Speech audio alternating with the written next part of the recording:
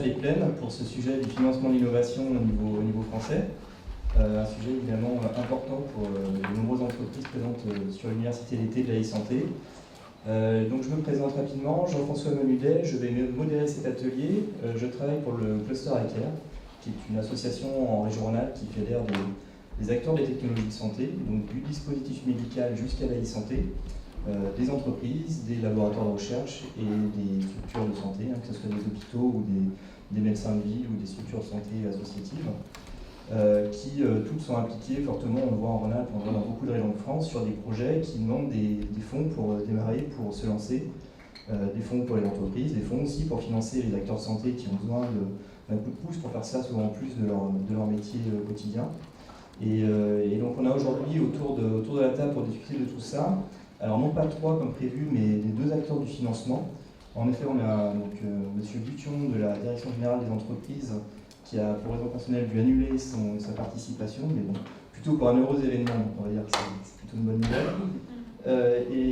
Donc on a autour de la table Sébastien Rull de BPI France et Fabrice Nabet de Wallfounder, qui vont pouvoir nous présenter aujourd'hui quels sont les outils de financement de projets sur la santé qui sont disponibles et comment leur structure appréhende ces projets, comment ils peuvent donc les financer. Ce qu'on va faire, c'est qu'on va commencer par l'acteur, je dirais, le plus connu, je pense, aujourd'hui du financement de l'innovation en France, qui est BPI France, qui va nous montrer un petit peu les outils un petit peu qui sont disponibles, la façon dont ils appréhendent les projets en e-santé. On ira ensuite donc, sur Wallfounder, qui est un modèle de financement participatif qui est plus récent, même si maintenant je pense que c'est des choses qui sont bien rentrées dans le domaine du numérique. Et puis, je dirais, pour compenser l'absence de la première présentation, je vous ferai un petit aperçu d'une initiative qui a lieu en région Rhône-Alpes, qui est aussi sur du financement de l'innovation, alors sur un programme qui est restreint à la région Rhône-Alpes, mais qui a certaines façons d'approcher le financement de l'innovation qui sont, je pense, assez complémentaires auparavant. Voilà, donc écoutez, merci. L'idée, c'est qu'on puisse avoir 15 minutes de présentation à chaque fois et surtout des questions-réponses, des échanges avec vous, pour que les personnes présentes puissent répondre à vos questions. Donc bonjour tout le monde, donc, je vais présenter donc, BPI France et nos dispositifs d'aide pour centrer sur la partie e-santé et je donnerai quelques exemples de financement sur des projets monopartenaires ou des projets collaboratifs que l'on a financés. Alors je suis désolé, ça va parler un peu produits financiers donc ça ne sera pas très fun. Donc tout d'abord, BPI France, alors qui sommes-nous? Donc nous sommes une structure née en 2012-2013, donc BPI, donc Banque publique d'investissement. Donc déjà le banque, c'est déjà important de le préciser. Donc moi en tant qu'employé de banque, je suis soumis à 11 secrets. Secret des affaires, secret bancaire, secret médical, voilà, donc un certain nombre d'affaires. Donc quand vous venez nous solliciter, en définitive, on est quand même, voilà, il y a la partie confidentialité est importante chez nous et assurée. Donc BPI France, donc on est une société privée, donc je ne suis pas fonctionnaire. Par contre, nos actionnaires sont l'État, 50%, et la Caisse des dépôts. BPI France, c'est le rassemblement de OSEO et d'une partie de la Caisse des dépôts et consignation. Voilà. Donc aujourd'hui, sous BPI France, on a deux structures, donc BPI France Financement, ex-OSEO, et donc BPI France Investissement, qui regroupe quelques fonds de la Caisse de dépôt et consignation. Donc aujourd'hui, on est une entreprise de 2200 salariés. On accompagne donc les entreprises, on s'adresse uniquement à des entreprises, pas de personnes physiques. Et l'objectif, voilà, c'est d'accompagner la croissance des PME et la compétitivité, tout en ayant un objectif d'accompagner les entreprises en pensant à la France, ce que sera la France en 2030. Alors important, donc moi je suis en Midi-Pyrénées, mais on est une structure nationale, on a 42 implantations régionales, voilà, on est bien présent. Ce qui est important, c'est que dans chacune des régions, il y a des chargés d'affaires, de financement, innovation, vous pouvez nous rencontrer. Et lorsqu'on fait un accompagnement, 90% de nos décisions sont prises de manière régionale. Il n'y a pas des décisions centralisées à Paris. Il y a vraiment ce qu'on veut, c'est vraiment une proximité. Donc interlocuteur unique, L'objectif, c'est de Bpifrance, c'était ça, c'était un peu de dire, on va faire entre guillemets un guichet unique. Et donc moi, si par exemple je suis spécialisé innovation, je sais parler de l'ensemble des produits. Donc ça fait que quand je vais dans une entreprise, le chef d'entreprise peut me parler de croissance externe, d'international, de court terme, de trésorerie, d'innovation, d'investissement. Et donc moi je suis capable de l'écouter, de répondre à l'ensemble de ses besoins et ensuite de l'orienter vers les spécialistes de chez nous, qui peuvent être donc des spécialistes d'investissement ou des spécialistes de court terme. Donc nos 4 métiers, alors c'est vrai que j'ai commencé par l'innovation, c'est pas très bien, mais bon. Donc on va dire sur la partie fonds propres, donc ça c'est la partie caisse des dépôts et l'ex-métier qui provient de la caisse des dépôts et consignation. Donc là on va prendre des participations dans les entreprises. Donc là on va distinguer différents types d'investissements. Ça va être le capital amorçage. Donc sur la partie amorçage, on a un fonds qui est maladie rare. C'est le seul fonds qu'on traite de manière directe. Ensuite, les autres, pour la partie amorçage, on va travailler de manière indirecte. C'est-à-dire que chez nous, on a ce qu'on appelle le fonds de fonds. C'est-à-dire qu'on va alimenter des fonds régionaux qui, eux, vont faire du capital amorçage. Ensuite, on a du capital risque. Donc ça, c'est des fonds qu'on traite directement chez nous. Où là, ça va être également des fonds spécialisés. On va avoir des fonds de santé, environnement, un certain nombre de fonds très spécialisés. Et ensuite, on a tout le capital développement. Donc là, ça va s'adresser à des entreprises déjà établies, qui sont en croissance, mais qui veulent passer un cap. C'est-à-dire une entreprise qui fait 50 personnes qui veut devenir 100, ou une entreprise qui fait 100 qui veut devenir 250, et ainsi de suite. Et donc l'objectif, c'est qu'on va lui apporter des fonds en prenant une partie de son capital pour qu'elle puisse se développer. Donc ça, c'est pour la partie fonds propres. Pour la partie financement, là, on va intervenir, on va faire du prêt bancaire. Donc globalement, on va dire on a deux typologies de produits. C'est le prêt classique que les banques peuvent faire, c'est pour financer de l'investissement. Donc c'est par exemple un bâtiment, du matériel. Donc là, j'ai tendance à dire pas forcément une grosse valeur ajoutée. Et par contre, à côté, on a toute une typologie de prêts pour financer de l'immatériel. Donc là, c'est vraiment notre valeur ajoutée. C'est-à-dire qu'avec ces prêts immatériels, par exemple, une entreprise qui dit, ben voilà, moi je veux aller à l'export, j'ai des frais de déplacement, j'ai des frais de salon, j'ai des frais de plaquettes commerciales, enfin, tout ce qui est, on va dire, à faible valeur de gage, tout ça on pourra le financer. Et ce type de prêt, donc il y a 2 ans de différé, sans aucune garantie sur le dirigeant de l'entreprise. Donc voilà, si vous êtes chef d'entreprise, imaginez aller voir votre banquier en disant, voilà, il me faudrait 500 ou 600 000 euros pour financer voilà, mon déploiement commercial aux États-Unis. Et je voudrais donc 600 000 euros avec 2 ans de différé sans aucune garantie. Enfin, il faudra pas. Il y a peu de chances qu'il fasse. Le troisième métier, qui est souvent qui est le métier le plus utilisé chez nous, c'est la garantie. C'est-à-dire qu'une entreprise, quand elle va solliciter son banquier, le banquier va pouvoir solliciter une garantie publique. Donc on va le solliciter en garantie, on va se porter caution et on va garantir le prêt bancaire. Donc l'objectif, c'est de porter le maximum de risques pour que la banque puisse prêter à l'entreprise, pour que l'entreprise puisse faire son investissement. Et donc plus il y a de risques, plus on va garantir. C'est-à-dire une belle entreprise qui a de l'ancienneté, qui gagne sa vie, qui va construire un bâtiment, on va garantir le prêt à 20% par exemple. Par contre, une entreprise en création qui est innovante et qui va à l'export, là les voyants sont, on va dire, un peu au rouge, et dans ce cas-là, on va plutôt garantir à 60-70%. Voilà, l'objectif, c'est vraiment de porter le maximum de risques. Donc, je ne sais pas si j'ai le temps, je peux donner quelques exemples. Voilà, donc alors, voilà, donc typiquement, je suis une entreprise, je vais voir mon banquier, je lui dis je veux 100. Donc le banquier dit ben non, trop de risques, donc je vais solliciter Bpifrance. Donc on se met d'accord avec la banque, donc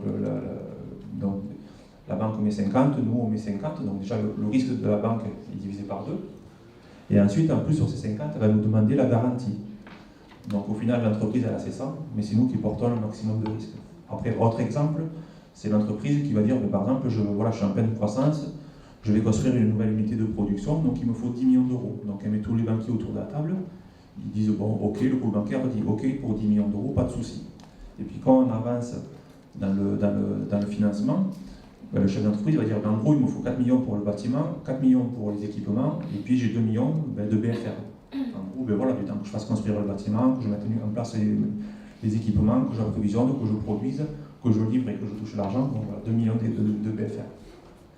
Donc en général, ben, en gros, ben, les banquiers vont dire ouais, ben, le bâtiment, pas trouvé, moi. Par contre, sur la partie équipement, bon, ben, ils vont dire oui, très bien, mais bon, parfois il peut y avoir des machines un peu spéciales, donc déjà ça commence à être un peu compliqué. Et quand on aborde les 2 millions de BFR, là en général, les banquiers ne veulent pas trop faire. Donc c'est dans ce cadre-là que nous, on va venir placer nos prêts immatériels. Voilà, enfin, je ne sais pas si c'est clair, j'espère. Et donc le quatrième métier, donc le métier de l'innovation. Donc là, on va aider les entreprises par des aides financières pour les aider à développer de nouveaux produits, procédés ou services. Donc services, c'est assez nouveau chez nous. En fait, on finançait surtout de l'innovation technologique et depuis peu, on s'est ouvert à l'innovation de services. Voilà, c'est là-dessus où je vais accentuer ma présentation. Alors, justement, donc l'innovation e-santé. Donc, d'une manière générale, alors sur la partie e-santé, ben, c'est un marché en croissance, donc c'est un marché qui est estimé à 5 milliards en 2013. Donc je dis peut-être pas à prendre avec des pincettes, voilà, c'est des choses comme fourmi, mais ça semble un peu élevé, mais bon. Voilà. Par contre, nous, en tout cas chez nous, ce que l'on peut observer chez BPI France, ce sont des projets qui sont... On a de plus en plus de projets qui nous sont soumis. Et notamment, par exemple, en 2014, sur la partie technologie médicale, c'est vraiment le secteur qui a été accompagné, où on a reçu le plus de projets. Alors après, par contre, c'est pas forcément en montant, c'est pas des projets qui coûtent très cher. Mais en tout cas, voilà, on a vraiment de plus en plus de projets chez nous. Et donc, juste là pour un panorama, entre 2011 et 2014, on a accompagné 237 projets sur la partie santé, donc au niveau national. Donc 237 projets pour un total de 66 millions d'euros d'aide. En sachant qu'on ne finance jamais à 100%, donc ça fait un investissement beaucoup plus important, au minimum x2. Alors nos dispositifs d'aide, alors je ne rentre pas trop dans le détail, mais en gros, on va distinguer trois parties. Donc une partie aide à l'innovation, donc là ça va être des projets monopartenaires. Après on a tout ce qui est projet collaboratif, type EASY, donc innovation stratégique industrielle, le PSPC, donc c'est projet filière, des projets FUI, donc projet des pôles de compétitivité, des projets FSMI santé. Et ensuite, il y a une troisième solution qui est la partie fonds propres, donc c'est-à-dire prise de participation dans l'entreprise, on lui apporte de l'argent pour qu'elle puisse se développer. Donc sur la partie aide à l'innovation, donc on va vraiment aider financièrement les travaux de R&D dans une entreprise. Donc on a 3 types de produits. De la subvention, en général, c'est plutôt pour financer des études de faisabilité. C'est-à-dire, globalement, je suis une entreprise, j'ai une idée de projet, mais avant de me lancer dans un projet qui peut être long et coûteux, je veux valider la faisabilité. Ça peut être faisabilité technique, économique, financière, juridique. Donc voilà. Donc ça, cette partie faisabilité, on va la financer sous forme de subvention. Et ensuite, sur la partie mise en œuvre du projet R&D, là, on va intervenir sur 2 dispositifs, avance remboursable, à taux zéro et remboursable en cas de succès technique. Bon, donc là, c'est assez connu, ça fait une quarantaine d'années qu'on fait ça. Et ensuite, donc, un autre dispositif qui est le prêt à taux zéro. Et donc, l'avance remboursable et le prêt à taux zéro sont au choix du chef d'entreprise. C'est lui qui choisit l'avance remboursable et le prêt à taux zéro. En gros, l'avance remboursable, il y a une notion de succès technique, il y a un partage de risques techniques. Par contre, sur le prêt à taux zéro, il est remboursable en tout état de cause. Par contre, il est compatible avec le crédit impôt recherche. Vous pouvez le cumuler avec le crédit impôt recherche. Et comme c'est un prêt, en fait, il n'y a pas de fin de programme. Donc souvent, donc, les chefs d'entreprise ils disent, un, je peux cumuler avec le crédit impôt recherche. 2, il n'y a pas de fin de programme. Donc administrativement, c'est plus léger. Donc c'est vrai qu'aujourd'hui, le prêt à taux zéro est, dans 75% des cas, le chef d'entreprise préfère le prêt à taux zéro que l'avance remboursable. L'avance remboursable est vraiment pris dans le cadre de projets très risqués technologiquement. Donc sur ce dispositif, on va de montant d'aide de 15 000 euros à 3 millions d'euros. Vous voyez, donc la fourchette est large. En général, ce que moi je dis, c'est nos dispositifs, là, on ne va pas venir imposer un délai, on ne va pas venir imposer des montants. C'est vous qui venez avec votre projet, et nous, on va adapter nos produits à votre projet. Sur les projets collaboratifs, Donc là, c'est des projets multipartenaires, donc il y a un partage de propriété industrielle. Donc en général, il faut des PME, des labos, et il peut y participer aussi des grands groupes. Donc là, l'objectif, c'est de financer donc, des projets structurants qui permettent de réunir donc, différentes compétences qui vont être mises en commun pour développer un nouveau produit. Donc là, on est sur des projets avec des montants d'aide qui vont de 2 millions d'euros à 20 millions. Donc là, on est quand même sur déjà des projets assez importants. Après, j'ai tendance à dire même un peu lourds. Parce que c'est des projets qui sont sur la durée. En général, on est sur des projets qui durent 3 ans. Et il faut gérer le nombre de partenaires, c'est minimum 5 partenaires, 5 ou 6 partenaires dans les faits. Et ensuite, donc, la partie fonds propres, donc là, c'est ce que je vous disais un peu tout à l'heure, soit on peut intervenir de manière directe ou de manière indirecte via des fonds d'amorçage. Et là, nos investissements peuvent aller de 1 à 50 millions d'euros, ou de 100 000 à 10 millions d'euros. Enfin, voilà, on est vraiment sur des fourchettes très très très larges. Donc, juste pour donner, donc sur la partie aide à l'innovation, depuis 2011, on a eu 200 projets sur la partie e-santé, pour un montant d'aide de 19 millions d'euros. Sur la partie projet collaboratif, un peu moins de projets, mais quand même 37 projets pour un montant d'aide de 47 millions. Et sur la partie fonds propres en e-santé, depuis 2013, on a investi dans 2 entreprises pour un total de 21 millions d'euros. Donc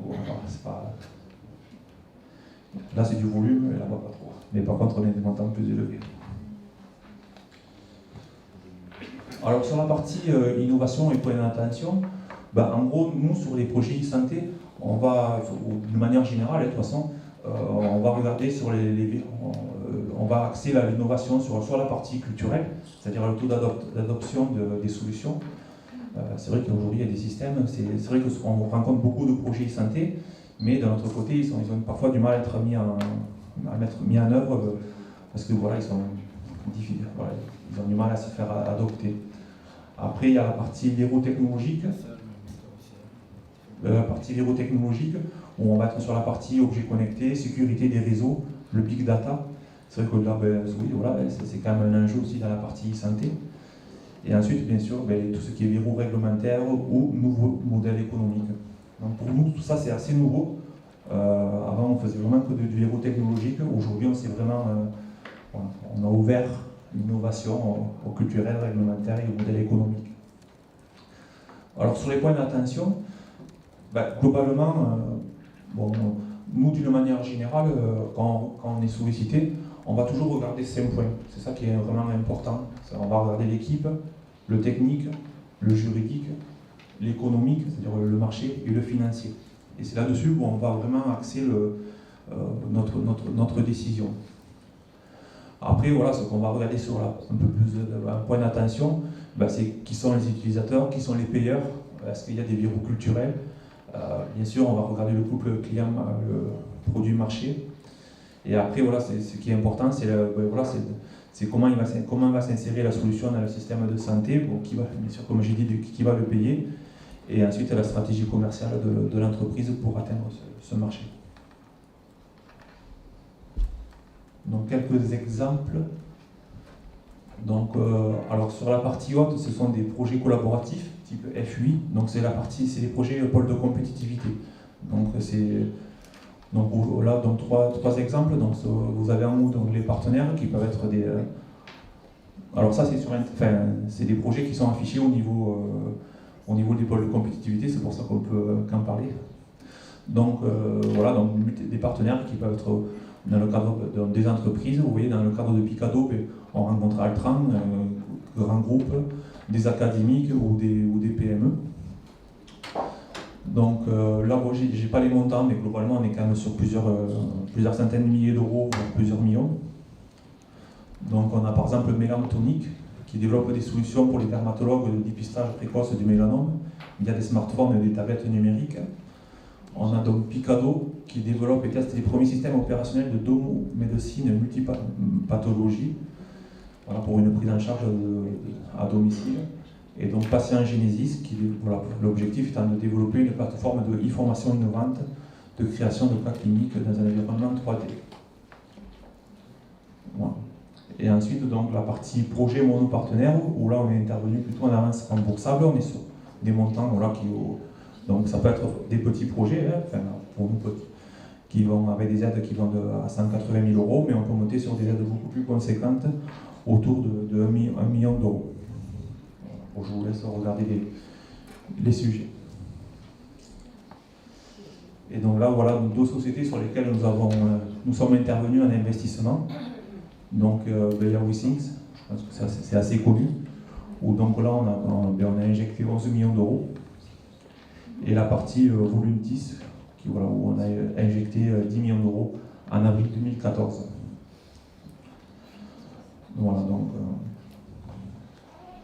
donc vraiment, l'objectif, c'est vraiment, dans la partie investissement, on n'est pas là pour faire du volume, on est là vraiment pour investir dans des pépites en espérant que dans une décennie, ce soit des entreprises championnes dans leur domaine.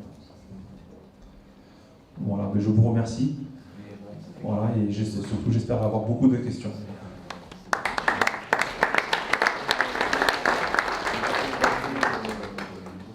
Merci pour cette intervention, cette présentation. Des questions en effet sur le volet financement par Bpifrance. Si vous donnez les micros pour que ça puisse être capté. Richard Tourelle, Société Renoir, on fait un kit d'accompagnement du patient diabétique à La Réunion. Et je voulais savoir en fait si les prestations que vous proposez sont disponibles sur l'ensemble de la France, y compris les départements d'outre-mer. Alors c'est une question un petit peu pratico-pratique, désolé. Non, il n'y a pas de souci. Oui, bien sûr, il n'y a pas de souci, on intervient à La Réunion. Alors après, il faudrait que je reprenne la carte au début. Je ne sais pas si on a une direction régionale à La Réunion, ou alors, je sais que soit il y a une direction régionale, et donc on peut faire nos interventions de manière classique, soit en fait c'est directement suivi par la direction régionale de Paris. Voilà, je sais qu'on a les deux cas, mais en tout cas, oui, il n'y a pas de souci, on intervient. Souvent on me pose aussi la question de dire voilà, si je suis une entreprise, je suis détenu par une société américaine ou autre, oui, on peut intervenir aussi. Du moment que la R&D est faite en France, que le développement est fait en France, on peut accompagner une entreprise implantée sur le sol, mais qui est détenue par une entreprise étrangère. Pour compléter. Vous avez eu des soucis pour rencontrer quelqu'un? En fait, il y a effectivement une direction régionale, mais à ma connaissance, tous les produits ne sont pas disponibles sur le département d'outre-mer. Donc c'est quelque chose que... Après, en innovation, il doit être disponible. Après, c'est vrai que là, sur la partie, sur des métiers comme le financement ou la garantie, après, il peut y avoir des spécificités. Et j'en profite pour poser une question liée. Est-ce que vous différenciez la e-santé, donc avec une vocation médicale, de ce qui est bien-être? Non. Dans ce cadre. Oui, voilà, exactement. Voilà, donc, même s'ils disent être santé. Oui, tout à fait. Pas bien-être. Non, voilà, là, pour nous, c'est vraiment le même secteur. Après, oui, c'est vrai que entre la partie bien-être et santé, voilà, on n'a pas les mêmes interlocuteurs et on ne va pas chercher les mêmes.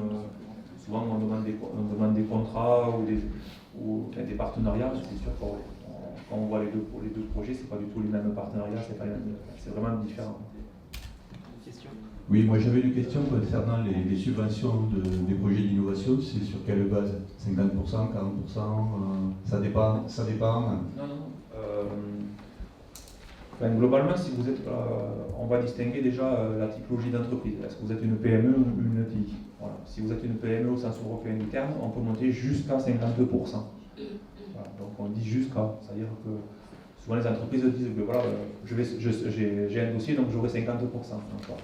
C'est vrai que parfois, ce n'est pas forcément 50, ça peut être 45 ou 40, mais en tout cas on peut monter jusqu'à 50%.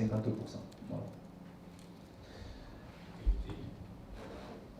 Aujourd'hui, une ETI ne peut plus bénéficier de subventions sur des aides à la faisabilité. Par contre, on peut avoir des subventions sur la partie FUI, sur des projets collaboratifs. Pour les projets à l'innovation, justement, ça concerne essentiellement des projets mono-entreprises ou ça peut être aussi des projets montés à plusieurs entreprises? Pour la subvention? Oui. Alors, par exemple, sur la partie projet monopartenaire pour une entreprise, oui, donc on a des études de faisabilité, sont financées sous forme de subvention. Sur des projets collaboratifs, type FUI par exemple, là, tous les partenaires seront financés par de la subvention. Après, il peut y avoir dans certaines régions, il me semble que c'est en Languedoc-Roussillon, où parfois les collectivités interviennent en avance remboursable. Donc, après, d'une région à l'autre, il peut y avoir des spécificités. Mais sur les FUI, en tout cas, nous, sur la part État, c'est forcément de la subvention. Si on prend un exemple concret, par exemple une entreprise qui n'est pas une entreprise technologique, mais qui a en fait une idée, qui souhaite s'adresser à des entreprises qui sont des techno-providers, on va dire, pour employer le terme à la mode. C'est qui doit présenter le dossier? C'est le techno-provider, c'est l'entreprise qui a le concept au départ? Là, c'est un peu compliqué. C'est compliqué. Il faut vraiment. Là, c'est vraiment le travail qu'on a avec nous. On se déplace beaucoup pour avoir le chef d'entreprise. Et en fonction du projet, ça peut être. En fait, chaque projet, c'est du cas par cas. Mais en tout cas, oui, nous, en tout cas, des entreprises qui sont, on va dire, entre guillemets, parfois traditionnelles, qui n'ont pas l'habitude d'innover. Un jour, elles ont une idée, elles veulent innover, il n'y a pas de souci, on les accompagne comme une entreprise, comme une start-up très technologique. Mais en fait, chaque projet, c'est du cas par cas et l'objectif, c'est vraiment. Moi, souvent, ce que je dis à mes clients ou aux gens qui nous contactent, c'est vraiment de nous appeler, de présenter le projet et nous, en fait, on voit qui c'est qu'on va aider et de la manière dans laquelle on va le faire. Je voulais juste savoir que représente l'e-santé en termes d'investissement pour BPI France. Le ratio, oui. Oui, alors j'ai pas le ratio, j'ai donné quelques volumes, mais j'ai le volume, mais j'ai pas les ratios. Globalement, ça pèse pas très lourd, très lourd encore. Alors ça dépend après si on parle aussi en nombre de projets ou en montant. Si on prend des montants, vous voyez, quand on voit les montants des projets, on va entre 100 000 € et 1 million d'euros. Si vous prenez les projets de biotechnologie dans les biotech, on parle en dizaines de millions d'euros. Donc, après, pareil, sur des projets informatiques, j'ai pas les ratios, mais c'est vrai que pour l'instant, ça pèse pas très lourd, mais ce ratio augmente, ça c'est sûr. Une autre question là, puis une dernière, je pense, après avec monsieur. Quel lien entre BPI et fonds FEDER? Est-ce que la BPI peut abonder des fonds FEDER? Oui, alors c'est un sujet plutôt compliqué aussi. Ça dépend des régions. Nous, par exemple, en Midi-Pyrénées, on gère souvent nous, BPI, on n'a pas de fonds FEDER. Ils peuvent abonder? Oui, alors nous on abonde, par exemple, dans le cadre des FUI, alors ce que je veux dire, c'est que BPI n'a pas de fonds FEDER. Les fonds FEDER sont donnés souvent c'est les collectivités régionales. Sur les projets FUI, qui demandent des financements État et collectivités, nous, on va apporter des financements de l'État et les collectivités vont mettre de l'argent FEDER. Voilà. Par contre, c'est vrai que dans certaines régions, les collectivités ne veulent pas gérer cette partie innovation et donc ils ont donné l'argent à BPI France. Et donc c'est nous qui allons gérer le fonds FEDER pour la collectivité. Enfin, c'est un sujet un peu compliqué et puis surtout qui dépend de. Chaque région sont plus ou moins son modèle. Dernière question. On va passer à la Oui. Bonjour. Est-ce que certains projets qui sont à la base sur de l'aide à l'innovation peuvent évoluer en projet collaboratif et du coup avoir un financement qui évolue aussi dans le temps en fonction de ce qui vous est présenté ou du travail qui est fait en collaboration? Oui, bien sûr. Oui, bien sûr, ça arrive. C'est le cas. Une entreprise, je suis une entreprise, j'ai une idée. Avant de me lancer, je fais une étude de faisabilité. Donc au cours de cette étude de faisabilité, je me rends compte que je n'ai pas les compétences, que j'ai pas l'ensemble des compétences, il me faut d'autres partenaires, il faut que je collabore. Et donc, au lieu de partir sur une aide à l'innovation classique, mon partenaire, dans ce cas-là, je le sollicite, je vais sur un projet collaboratif qui peut être FUI, ISIP, SPC ou d'une collectivité. Il n'y a pas de souci. Si vous avez une étude de faisabilité chez nous, vous n'êtes pas marié, vous n'êtes pas obligé de suivre, de faire la suite chez nous. Par contre, c'est vrai que si vous avez une aide chez nous, sur une aide au développement, c'est difficile de la clôturer en cours pour dire on va la transformer en projet collaboratif. Ça, c'est des choses qu'on ne fait pas. Merci beaucoup. Je propose qu'on clore ce moment par rapport à BPI France. Je pense que vous pourrez échanger évidemment directement après la session si vous restez un peu après. Merci. Donc, je propose à Fabrice Navet de passer au pupitre pour nous faire sa présentation. Et pareil, d'ailleurs, on laissera le temps pour les échanges. C'est toujours le plus riche. Bonjour à tous. Moi, je suis Fabrice Navet, je suis président fondateur d'une start-up qui fait du financement participatif qui s'appelle Wellfunder, du financement participatif dans la santé. Et je vais vous présenter en fait cette alternative, du moins ce mode de fonctionnement qu'on propose aujourd'hui aux startups de e-santé, qui est le crowdfunding. Avant de commencer, qui dans la salle sait ce que c'est que le financement participatif? Je peux m'en aller. Et qui connaît Wellfunder? On a la télé là-dedans. Ok, d'accord. Bon, tant mieux, c'est bien. Je suis bien fait de venir. Alors, de quoi allons-nous parler? Donc, on va parler évidemment de financement participatif. Une brève définition de qu'est-ce que c'est finalement que le crowdfunding. On va voir les 3 modes de financement participatif qui existent, à savoir le reward based, le crowd equity et le crowd lending. Donc crowd equity, c'est de l'equity, la levée de fonds classique via le financement participatif, et le crowd lending qui est le prêt. Ensuite, on parlera de crowdfunding et e-santé et quelques précautions à prendre aussi si vous décidez de vous lancer sur une plateforme pour financer vos projets. Donc, le crowdfunding, depuis à peu près 2008, même si ça existe depuis 2007, mais on a des vrais chiffres, des vrais stats que depuis 2008. Depuis 2008, c'est 84 880, et là je parle au sens large, de projets qui sont mis en ligne. Et en 2014, il y en a eu 20 380, donc c'est environ quand même 30% de ce qui a été mis en ligne depuis 2008. En termes de montant collecté, on est sur du 78,3 millions d'euros collectés en 2013 et 152 millions d'euros en 2014. Donc on a pratiquement doublé le montant de fonds collectés. Donc il y a un vrai engouement aujourd'hui en France, ce sont des chiffres français bien sûr, il y a un vrai engouement aujourd'hui en France autour du financement participatif comme un outil de financement de projet. Donc financement participatif, c'est un outil de transaction financière donc ils font appel au plus grand nombre de personnes pour financer un projet. Donc l'idée, vous avez un projet, vous le mettez sur une plateforme et vous faites appel aux internautes pour qu'ils financent vos projets. Donc soit pour faire ce qu'on verra tout à l'heure, du pré-achat, ça veut dire que vous avez un service ou un produit innovant et que vous voulez tester votre marché, que vous voulez le mettre en avant, vous passez par la plateforme et potentiellement vous pouvez faire vos premières préventes via le site. Si vous êtes une association, ça fonctionne aussi très bien avec les dons. Et si vous cherchez du prêt ou de l'equity, vous pouvez très bien aussi mettre votre projet sur une plateforme avec des process totalement différents, mais faire de la levée de fonds qui est aujourd'hui autorisée jusqu'à 1 million d'euros depuis octobre 2014. Et pareil pour du prêt, vous pouvez lever jusqu'à 1 million d'euros via une plateforme de financement participatif. Donc crowdfunding, ce qu'on appelle reward based, ça veut dire en fait don contrepartie, donc le pré-achat, bon, ce sera plus simple. Donc vous financer un projet pour une association en collectant des fonds ou en réalisant les préventes, ce que je vous disais, du service au produit. Donc aujourd'hui, pour les associations, c'est 99% de succès lorsqu'une association met une action, par exemple, de financer une action sur une plateforme. Pour une entreprise, c'est 57% de succès. Donc l'idée de pouvoir faire de la prévente d'un service ou d'un produit, vous avez sur toutes les plateformes, 57%, si on fait la moyenne sur toutes les plateformes, 57% d'arrivée. Nous, on est à 66%, pour info.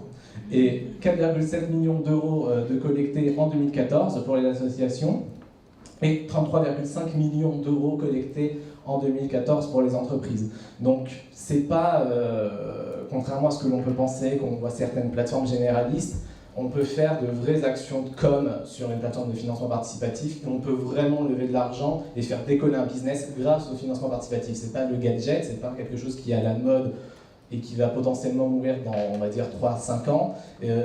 Si on arrive à bien le prendre et à bien travailler avec, c'est un vrai outil business aujourd'hui pour les entreprises. Le crowdlending, donc ça c'est du prêt, qui fonctionne à 99%, donc il y a pratiquement toutes les chances de financer un projet en prêt si vous le mettez sur une plateforme. Et c'est 88,4 millions d'euros en printemps 2014. Le prêt, c'est la forme de financement participatif qui fonctionne le mieux. Donc là, c'est pareil. Vous mettez votre projet en ligne. Par contre, on va dire les internautes ne financent pas tout de suite le projet. Ils vont eux-mêmes fixer un taux d'intérêt sur le prêt. Et vous allez accepter ou pas ce taux d'intérêt. Et si c'est accepté, donc vous financez votre projet. Sinon, si vous refusez, ben, le projet n'est pas financé et tout du moins, vous n'allez pas dans la phase de financement sur le site. Donc c'est aussi pour ça qu'on est quand même à 99% de succès, parce que si vous décidez de lancer la campagne, ben, ça veut dire en général que tout le monde est déjà d'accord sur le taux d'intérêt qu'on va vous accorder, que vous avez déjà pratiquement tous les financements. Donc après, les transactions se font, on va dire, en 3-5 jours. Donc quel intérêt pour vous, potentiellement, de pouvoir faire du financement participatif ou du moins d'envisager cette solution? Pour une association, comme je vous disais, c'est collecter des fonds pour votre association auprès d'une communauté ciblée. Ça veut dire aujourd'hui, grâce aux réseaux sociaux, vous avez la possibilité de pouvoir communiquer sur vos projets, sur l'ensemble du digital, et de cibler, par exemple, vous avez un projet pour le diabète, je reprends cet exemple, vous voulez parler à l'AFD, c'est possible, grâce aux réseaux sociaux, grâce à Internet, et ils peuvent aussi vous soutenir. Vous communiquez aussi, ce qui est important pour une association, c'est de communiquer autour de ses actions. Aujourd'hui, vous pouvez très bien donner de l'argent à une association et il y aura 5% qui seront pour le service, 10% pour ci, 10% pour ça, 20% pour ça. Là, l'idée du financement participatif pour les associations, donc je ne sais pas s'il y a des associations de patients parmi vous, en tout cas, qui travaillent autour de la e-santé, mais c'est de financer des actions concrètes, précises, et donc de donner du sens aussi à tout ce que vous faites au sein de votre entité. Pour les entreprises, c'est très important, ça veut dire pour vous, c'est la possibilité de tester votre marché. Aujourd'hui, vous êtes peut-être seul dans votre bureau ou dans votre garage, je ne sais pas, et vous êtes en train de travailler sur une appli, sur un objet connecté, sur des systèmes d'information, etc. Mais vous vous dites, bon, et maintenant, il va falloir que je vende, il va falloir que je sache, est-ce que ça va intéresser les gens?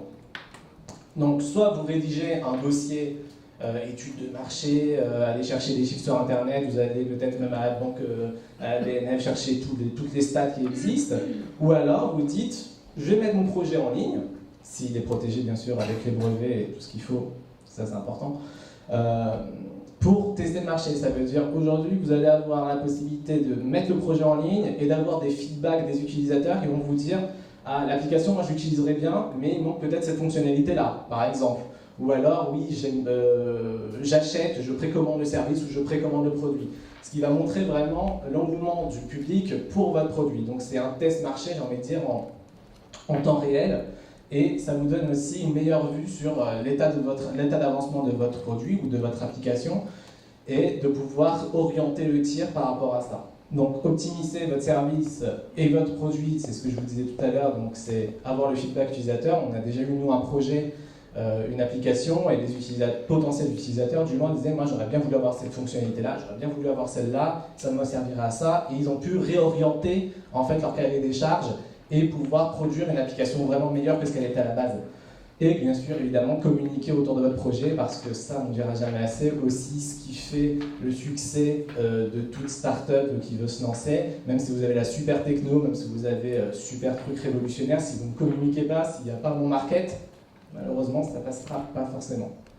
Pour le crowd equity, c'est la levée de fonds donc, auprès de ce qu'on appelle des ambassadeurs de votre entreprise, parce que finalement, c'est un peu comme on supporte une marque. Si moi je vois par exemple beaucoup de Coca, on va me dire, oui, tu as des actions chez Coca, bah là finalement ça sera pareil.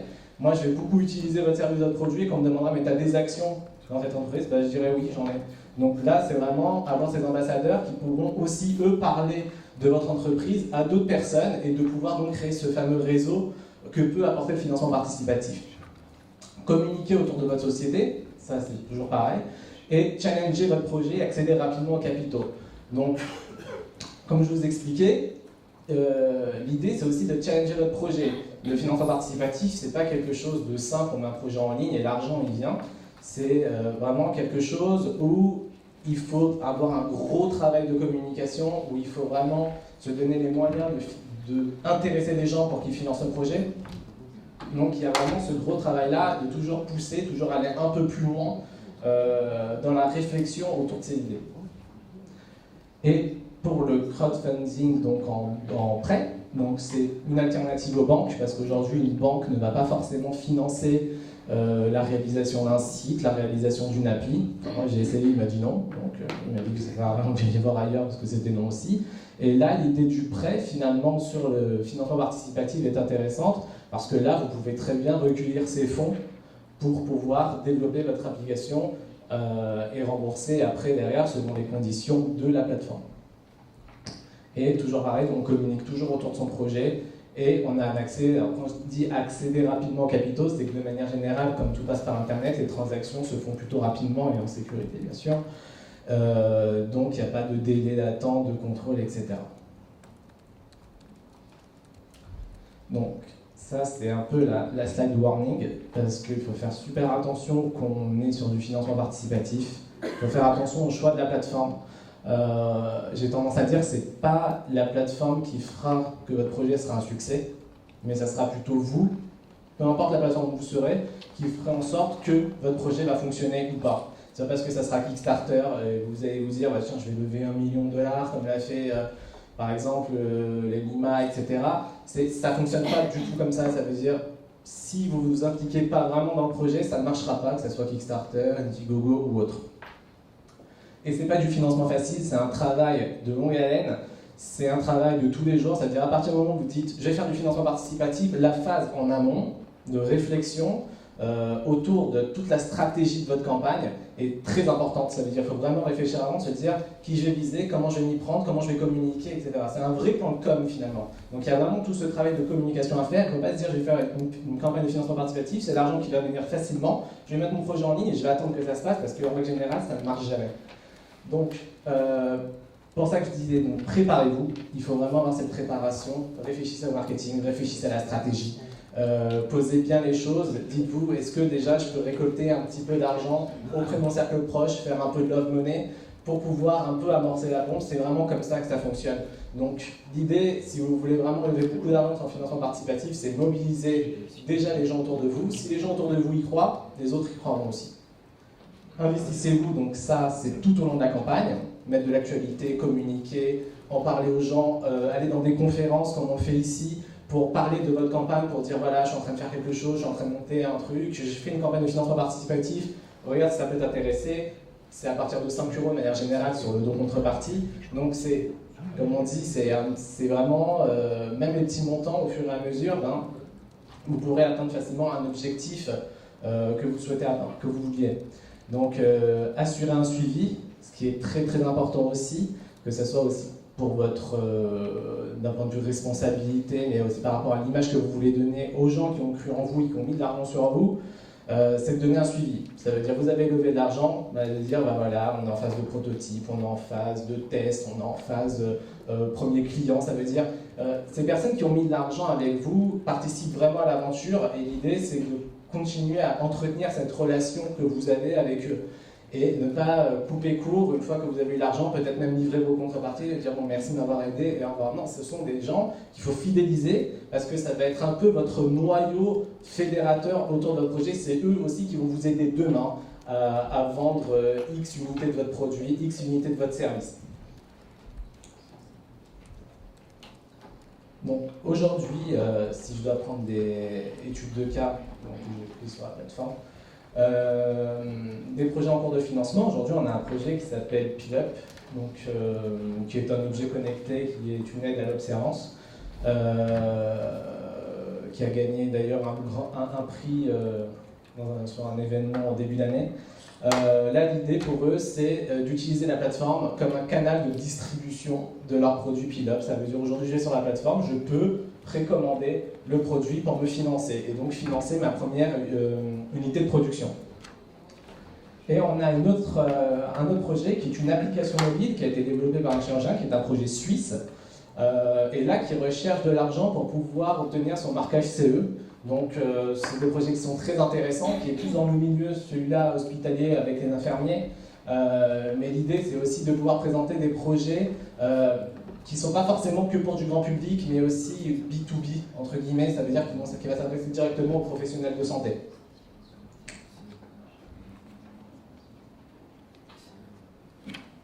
Et des projets que nous avons déjà financés, qui est MapeUp, donc ça c'est une plateforme d'échange dédiée à la santé, donc c'est une plateforme de téléconseil médical. Ça c'était notre tout premier projet sur la plateforme et on l'a financé à hauteur de 16 230. Et UpSanté qui est la fameuse application diabète qui a récolté, pareil l'année dernière, c'était notre deuxième projet, 10 000 euros. Alors pourquoi 81% et 66% et on considère que c'est financé? Parce que nous, en tout cas, on ne fonctionne pas sur le tout ou rien. Parce que par exemple, si vous allez sur Kickstarter, vous faites une campagne, vous demandez 10 000, si vous avez 9 999 euros à la fin, bah, vous n'avez pas l'argent, ce qui est quand même dommage. Nous, on travaille avec des startups, on s'est rendu compte qu'une startup, elle a besoin, par exemple, 20 000 euros, elle va avoir besoin de 20 000 euros parce que j'ai besoin de 10 000 pour faire une appli et 10 000 pour faire du marketing. Mais on se dit, il vaut mieux que tu aies déjà 10 000 sur pour pouvoir faire ton application et après tu feras le marketing. Donc c'est pour ça qu'on met ce qu'on appelle, nous, les paliers de succès. Ça veut dire, vous avez besoin de 20 000, on va essayer de comprendre un peu votre business, votre stratégie de développement. Vous allez avoir besoin de faire du marketing par la suite. Alors on va déjà vous aider à avoir ces 10 000. Et après, si vous arrivez à atteindre l'objectif de 20 000 euros, voire même plus, tant mieux, vous pouvez financer le marketing. Mais au moins avec 10 000, on est sûr que vous pouvez développer votre produit et donc continuer à avancer. Donc voilà, j'ai fait exprès de faire très en surface pour le financement participatif, pour essayer de mettre place un peu plus de temps pour les questions. Donc voilà, si vous avez des questions plus précisément, je n'ai pas trop insisté sur ce qu'on fait nous, ça sera au showroom après, on va aussi présenter. Mais si vous avez des questions même sur ce que l'on fait nous d'un niveau e-santé, il n'y a pas de problème.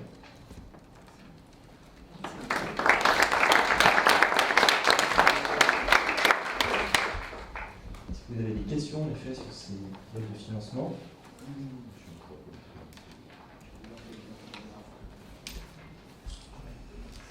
Pas de questions sur le volet. Moi j'en avais une sur les montants de financement. C'est vrai qu'on voit des montants de financement qui sont au final très raisonnables.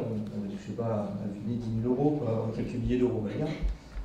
Donc là on est toujours sur des projets qui sont finalement portés par des personnes physiques qui sont issues par exemple d'un soignant et puis d'une personne qui a une compétence technique et qui veut se lancer, ou est-ce qu'il y a des projets d'entreprise déjà plus établis qui cherchent un financement? Sur du don contrepartie, on est sur vraiment du pur amorçage. Nous, on fait aujourd'hui que du financement participatif,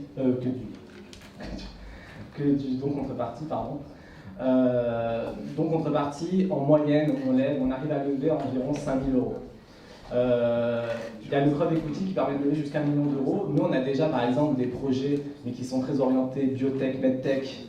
On a une start-up, mais là c'est sur des tickets de 500 000 euros à peu près pour lever de l'argent. Mais sur du don contrepartie, on peut très bien lever 100 000 comme on peut lever aussi 5 000. Donc, mais on est surtout avec des entreprises qui sont en phase d'amorçage. C'est-à-dire s'il y a déjà eu une première levée de fonds, de manière générale, s'ils font du crowdfunding en don contrepartie, c'est peut-être d'un point de vue plus stratégique. Ils vont se dire, ben voilà, je vais tester, je vais mettre un objectif de 2 000 euros, juste pour voir un peu quel est le retour. Mais sinon, pour lever 100 000, c'est possible, mais il faut vraiment un gros boulot, une grosse stratégie derrière pour pouvoir les atteindre. Mais en tout cas, c'est tout à fait faisable. Est-ce que ça suscite d'autres, des questions dans le public? Toujours pas? Si? Oui. Qui va aller? Si. C'est juste un commentaire par rapport à ce que vous avez dit. Vous avez parlé de dire qu'on peut créer des holdings qui vont rentrer dans la société. Et donc ça, c'est vraiment très important. Je sais que chez nous, les gens des fonds d'investissement, quand ils sont sollicités, ils arrivent, il y a 200 personnes dans le capital, ils n'ouvrent même pas le dossier, quoi. Parce que sur les 200, il y en a forcément un qui va être embêtant, quoi, pour être poli. Donc par contre, c'est vrai que dès qu'il y a des sociétés holding qui représentent 200 personnes, il n'y a pas de souci, ça peut être étudié. Donc c'est vraiment, voilà, il faut vraiment être, comme vous l'avez dit, être attentif à ça. Oui, exactement.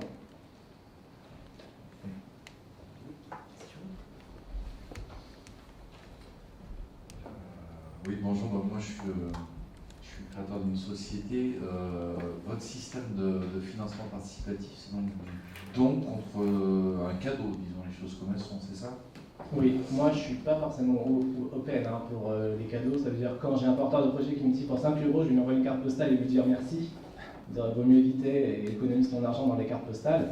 L'idée c'est d'avoir, j'ai un business model, je fais de la prévente. S'il n'y a pas de business model, on peut essayer de réfléchir, de tourner les choses, mais de manière générale, le succès n'est pas forcément là parce que nous on a essayé, on a eu des projets, d'autres projets qui ont échoué. Quand il n'y a pas de business model et surtout qu'on fait de l'application, ça reste de l'immatériel. Enfin, les gens, quand ils mettent de l'argent sur Internet, ils attendent d'avoir un petit colis en retour. C'est un réflexe, c'est bête, mais c'est comme ça. Et donc, s'il n'y a pas de business model et qu'on dit un petit cadeau, un porte-clés, etc., bah, vos amis ils vont suivre, mais le reste, il ne va pas suivre. Votre modèle, c'est proche de Quickstarter, en fait, c'est un peu le même principe. Bah, nous, on est vraiment calé sur cette mentalité anglo-saxonne du financement participatif. La mentalité française reste encore très... on reste encore un peu trop dans cette utopie de dire je vais aider une entreprise, je vais lui donner 100 € et en échange je veux rien, c'est pas grave. Non, c'est vraiment le mode un peu anglo-saxon, ça veut dire je fais de la prévente. Pour moi, Kickstarter, ça doit être un canal de distribution de mon produit. J'ai pas envie de faire un site e-commerce, de le faire connaître, de le référencer, etc. Kickstarter, il y a des millions de visiteurs qui viennent chaque mois. Je le mets ici, je fais un peu monter ma cagnotte, mon objectif. Et après, ça va être diffusé via la newsletter, etc. Et là, je vais exploser parce que je vais avoir plein de demandes. Donc c'est vraiment comme ça que ça fonctionne aujourd'hui. Nous, on est vraiment calé sur ce modèle-là en tout cas chez nous. C'est très bien quand on est chez l'entreprise, on n'aime pas trop introduire trop d'actionnaires dans les sociétés. Donc le principe de la prévente, c'est intéressant. La garantie sur les prêts, garantie du prêteur, comment ça se passe? Alors ça, pour ça, on est soumis à la législation française par rapport à ça. Nous, on travaille avec Humanway, donc de BNP Paribas, et c'est eux qui gèrent ces problématiques de recouvrement, on peut dire. Donc c'est le même système de recouvrement que la BNP de manière générale. Ça veut dire c'est eux qui mettent en place toutes les procédures quand il y a des problèmes de remboursement. Donc le prêteur est garanti d'avoir son remboursement? Ah oui, ça c'est certain. Ouais. Auto-affiché? Pardon? Auto-convenu? Auto-convenu. Est-ce qu'il y a d'autres questions avant qu'on conclue peut-être l'atelier? Moi j'en ai une par rapport, clairement on voit que le plan de com est extrêmement important pour le succès. Est-ce que vous accompagnez les entreprises à réfléchir à ça ou est-ce que vous avez des personnes qui peuvent en tout cas aider les entreprises qui rentrent sur votre plateforme?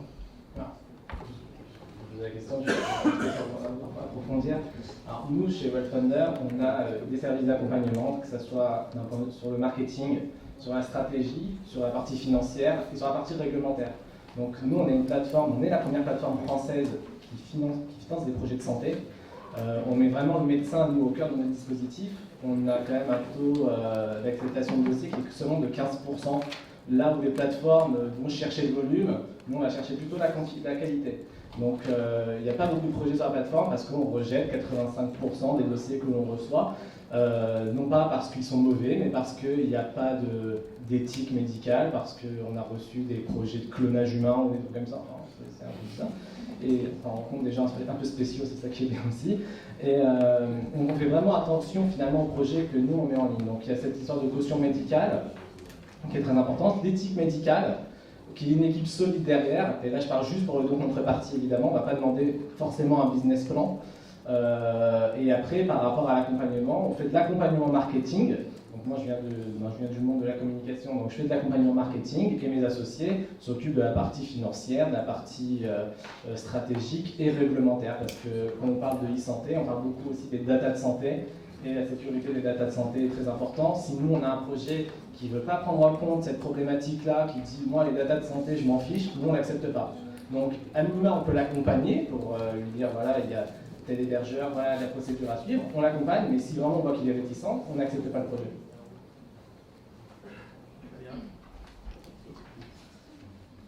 Merci beaucoup pour ces compléments.